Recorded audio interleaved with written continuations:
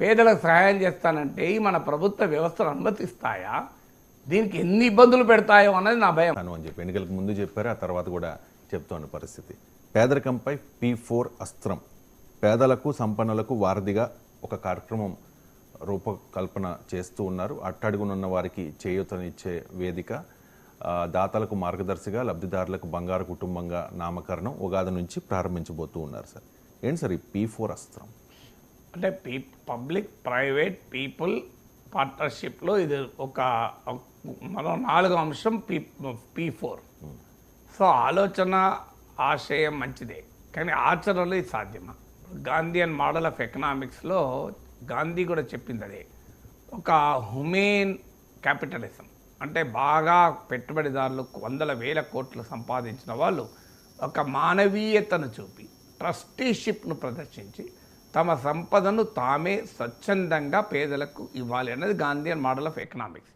Trusteeship economics ఇదే ఒక women capitalism అని. కానీ ఎక్కడైనా అమలైందా? మీకు ఒక టాటాలు ట్రస్ట్ పెట్టారు, కానీ కొంతవరకు టాటాస్ కంట్రిబ్యూషన్ చేసిన మాట నిజం. కానీ ఈ ప్రజెంట్ జనరేషన్ ఆఫ్ క్యాపిటలిస్ట్లు అయితే అది కూడా మారిపోయింది. అందుకే ఒక దశలో టాటాని అడుగుతారు, what is the difference between your generation of capitalist and the present generation of capitalist అంటే టాటానే చెప్తాడు, మా జనరేషను ఉత్పత్తి చేసి సంపాదించింది, ఈ జనరేషన్ ఆఫ్ క్యాపిటలిస్ట్ మ్యానిపులేట్ చేసి సంపాదిస్తున్నారు అన్నాడు. So manipulative capital, lumpen capital, chronic capital అంటారు. ఆశ్రిత పెట్టుబడిదారి విధానం అంటే ప్రభుత్వ కాంట్రాక్ట్ను ఉపయోగించుకొని ప్రభుత్వాల్ని అవినీతితో లోబరుచుకొని తమ పనులు చేసుకోవడం. ఇప్పుడు 1700 తెలుగుదేశం పార్టీ నాయకుడు ఆనాటి ఇప్పటి ఆర్థిక మంత్రి మన కేశవే చెప్పినట్లు హైకోర్టులో, సో గౌతమ్ అదానీ జగన్మోహన్ రెడ్డికి 1750 కోట్లు ఇచ్చి సోలార్ కాంట్రాక్ట్లు పొందాడు. దీన్ని క్రోనిక్ క్యాపిటల్ అంటారు. ఇప్పుడు దాన్ని టీడీపీ సమర్థిస్తుంది, లేదంటే ఏం లేదు అంత మిథ్య అంటుంది, అది వేరే విషయం. కానీ సో గతంలో వాళ్ళే కేసేసారు కదా. సో అందువల్ల ఇది క్రోనిజం. సో అలాంటి వ్యవస్థలో మనం బతుకుతున్నాం. ఇప్పుడు దీంట్లో ప్రభుత్వ పాత్ర ఏమీ లేదు. ఇప్పుడు అంటే పేదలకు సంపన్నులు పేదలకు ఇవ్వండి, ఆ పేరు మేము తెచ్చుకుంటాం అంటున్నాడు. P4 ఏంటంటే సంపన్న వర్గాలు పేదలకు సహాయం చేస్తే రాజకీయంగా మేము పేరు తెచ్చుకుంటాం అంటున్నారు. అది ఎట్లా సాధ్యమవుతుంది? సో సంపన్నులకు పేదలకు ఒక వేదిక నిర్మిస్తామని. ఇప్పుడు వేదిక లేవా? బోలెడు NGOs ఉన్నాయి, బోలెడు వ్యవస్థలు, చారిటబుల్ సంస్థలు ఉన్నాయి. చారిటీ యాక్టివిటీ దేశంలో ప్రపంచంలో పెద్ద ఎత్తున జరుగుతుంది. లేదంటే వారు సొంతగా కూడా జరుపుకుంటుంటారు. ప్రభుత్వ వేదిక ద్వారా ఒక డబ్బున్నవాడు వచ్చి పేదలకు సాయం చేస్తాడా? అందులో ప్రభుత్వం ఏమీ ఇవ్వకుండా, ప్రభుత్వం జీరో, ప్రభుత్వ కంట్రిబ్యూషన్ ఏముండదు, ఇది ఓన్లీ వేదిక. ధనికుల్ని పేదల్ని ఒక్క చేతికి తీసుకొస్తాం. ఇది ఎంతమంది వస్తారు? తెలుగుదేశాన్ని అభిమానించేవారు, చంద్రబాబు నాయుడు పిలిపిస్తే వచ్చేవాళ్ళు కొంతమంది ఉండొచ్చు. కానీ మొదటి దశలో 20 లక్షల కుటుంబాలు పేదరికం నుంచి బయటకు పట్టుకొస్తామంటున్నారు. 20 లక్షల కుటుంబాలు మామూలు విషయం కాదు. 20 లక్షల కుటుంబాలు బయటకు తేగలవా? సో ఇప్పటికీ ఉదాహరణకు ఈ NRIలను ఉపయోగించుకోవాలని transfer of knowledge through expatriate nationals token అని ఒక స్కీమ్ ఉంది. ఎక్కడ అమలైందా? సో ఎవరైనా NRIలు కమిటెడ్ వాళ్ళు ఉంటే వారు సహాయం చేయాలనుకుంటే వారు రకరకాల మార్గాల్లో సహాయం చేస్తారు. నేను ఇప్పుడు RTCలో సమ్మె జరిగినప్పుడు కొంతమంది RTC డ్రైవర్లు, కండక్టర్లు, ఈవెన్ ఆర్థిక బాధలను అనుభవించారు, చనిపోయారు కూడా కొంతమంది. అప్పుడు నాకు డలాస్లో ఉన్న ఒక డాక్టర్ గారు, డాక్టర్ సుధా, ఆమె ఫోన్ చేసి, సార్ నేను మీ ద్వారా సహాయం చేయాలనుకుంటున్నాను సార్, పేదలకు వారికి RTC డ్రైవర్లకు అని మీకు డబ్బులు పంపిస్తాను సార్, వాళ్ళకి ఇవ్వండి అన్నారు. ఒక తెలంగాణలో RTC కార్మికులే కాదు, ఈవెన్ ఉపాధి కోల్పోయినటువంటి భవన నిర్మాణ కార్మికులకు కూడా ఇవ్వమని ఆ కోరిక నెల్లూరులోను, విజయవాడలోను.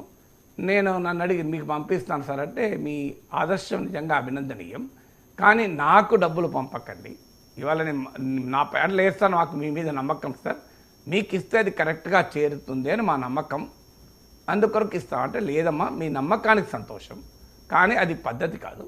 సో నేనేం చేస్తానంటే, మీకు ఆ రియల్ బాధితులు ఎవరు, ఎందుకంటే అమెరికాలో ఉన్న వాళ్ళకి ఇక్కడ బాధితులా కాదా తెలియదు, మధ్యలో ఉన్న వాళ్ళు మోసాలు చేయొచ్చు, ఆ డబ్బు పాపం వాళ్ళ కష్టార్జితం కదా, ఆమె డాక్టర్గా ప్రాక్టీస్ చేసి కష్టార్జితం ఆమె సొంత పైసలు ఇస్తానన్నప్పుడు అది జెన్యున్గా నీడీకి అందాలి.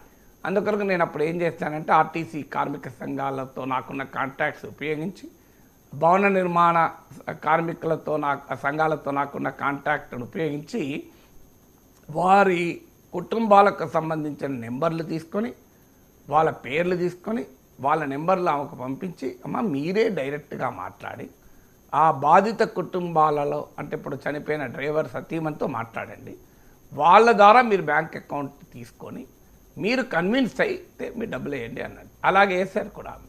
ఒక ఎగ్జాంపుల్ చెప్తున్నాను, అంటే దీనికి ఏ P4 కదా ఇది. సో ఇందులో నేను చేసింది ఏమీ లేదు, ఒక వేదిక లింక్ చేశారు. రెండో ఉదాహరణ చెప్తాను. కోవిడ్ టైంలో అప్పుడు ప్లాస్మా, మీకు గుర్తుండే ఉంటుంది, ప్లాస్మా డొనేషన్ అని పెద్ద ప్లాస్మా తెర నడిపారు, బ్లడ్ ఇవ్వడం. సో అప్పుడు నేనేం చేశానంటే యూట్యూబ్ వేదికనే నా కమ్యూనిటీని ఒక వేదికగా మార్చాను. ఎవరికి కావాలి ప్లాస్మా, ఎవరు డొనేట్ చేస్తాను రెడీగా ఉన్నారు. సో ఎవరైనా కావాలి అనుడితోనే పోస్ట్ పెట్టేవాడిని, ఇంకా పలానా గ్రూప్కు చెందిన వాళ్ళు ప్లాస్మా కావాలి అని వారి నెంబర్ కూడా ఇచ్చేవాడిని. డైరెక్ట్గా వాళ్ళు డోనర్స్, అంటే నా యూట్యూబ్ చూసే డోనార్లు, నా యూట్యూబ్ చూసే రిసిపియంట్లను కలిపాను. సో ఇది ఒక P4 ఏం చేసింది కూడా చిన్న లెవెల్లో. ఇలాంటి వేదికలు నేను చాలా చిన్న చేసి ఎగ్జాంపుల్ చెప్తాను. ఇప్పటికీ కూడా నిన్న కాక మొన్న కూడా ఒక అతను మెసేజ్ పెట్టాడు, సార్ నేను ఒక మంచి కాజ్కు, మీరు చెప్పిన కాజ్కు ₹1,00,000 ఇస్తాను, సో నేను 50,000 ఇస్తాను, ఇలా చెప్తూ ఉంటారు. ఎందుకంటే వాళ్ళు ఎక్కడో అమెరికాలో ఉంటారు, చెయ్యాలి అని తపన, మేము ఇంత సంపాదించుకున్నాం, కానీ ఏది కరెక్ట్ రూటో తెలియదు. ఇలాంటి వారికి వేదిక రకరకాల రూపాల్లో వాళ్ళు నమ్మేటువంటి, వారికి విశ్వాసం ఉన్న సంస్థల ద్వారా, చారిటీ వేదికల ద్వారా వాళ్ళ ప్రయత్నాలు వాళ్ళు చేస్తూ ఉంటారు. ఇది డెఫినెట్గా ఫిలాంథ్రపీ అనే ఆలోచన పెరిగిన మాట నిజం, NRIలో కూడా పెరిగిన మాట నిజం. అందువల్ల ప్రభుత్వం ఈ వేదిక కల్పించడం అభినందనీయం. అలాంటి వాళ్ళు ఎవరైనా ఉంటే ప్రభుత్వాన్ని నమ్మేవాళ్ళు, అంటే ప్రభుత్వ అధినేత పైన విశ్వాసం ఉన్నవాళ్ళు, డెఫినెట్గా మేము ఈ ప్రభుత్వం ద్వారా చంద్రబాబు నాయుడు ప్రతిపాదిస్తున్న P4 వేదిక ద్వారా ఇస్తే కరెక్ట్గా చేరుతుందని విశ్వసించవచ్చు, ఇవ్వవచ్చు కూడా. ఆ మేరకు ఆ ప్రయత్నం చేయడాన్ని అభినందించాలి. ఎందుకంటే ప్రజల భాగస్వామ్యంతో అభివృద్ధి జరగడం అనేది అవసరం, అనుమానమే లేదు. కానీ దానితోనే పేదరికాన్ని నిర్మూలిస్తామనుకుంటే పొరపాటు. మీకు తెలంగాణలో స్కిల్ యూనివర్సిటీకి ఆదాని 100 కోట్లు ఇస్తే ఇంత పొలిటికల్ కాంట్రవర్సీ చూసాం.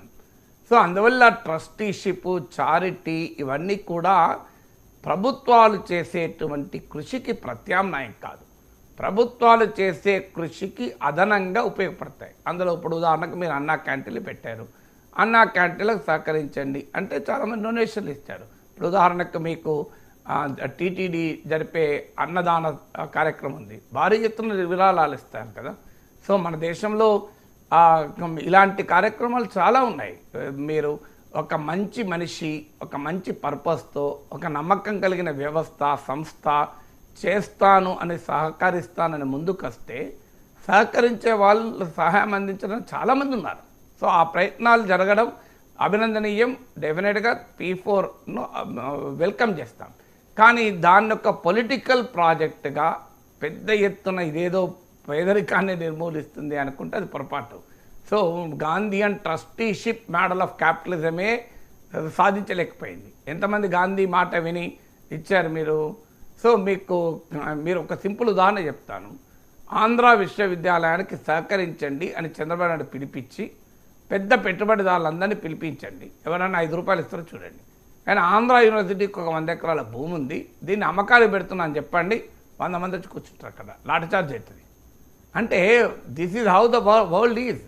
ఇప్పుడు నిజంగానే కొంత మేరకు సహకరిస్తారు, ఇయరని నేను టోటల్గా ఇవ్వనంట నేను. అందులో ఆంధ్రాలో ఈ దాతృత్వము పెద్ద పెద్ద కాలేజీలు కూడా ఉన్నాయి. ఇప్పుడు మీకు ఏలూరు కాలేజ్ చూడండి, కావలి కాలేజ్ చూడండి, నెల్లూరులో కాలేజ్ చూడండి, పెద్ద పెద్ద కాలేజీలు ఒక తెలంగాణలో యూనివర్సిటీస్ లాగా ఉంటాయి.